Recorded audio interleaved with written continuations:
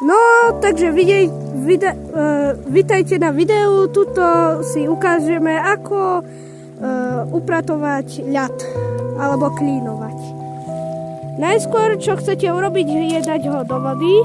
Do studenej vody? Áno, do studenej. Nie do teplej, lebo sa roztopí. Ďalej, takže akoby zmiešať, dá sa povedať. A keď to máte dokončené, tak stačí ho iba vybrať. Stačí ho iba vybrať a máte čistý ľad. Dúfam, že vám...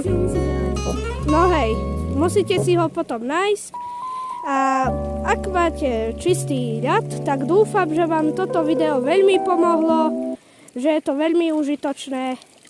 Dovidenia a nezabudnite dať like a odber.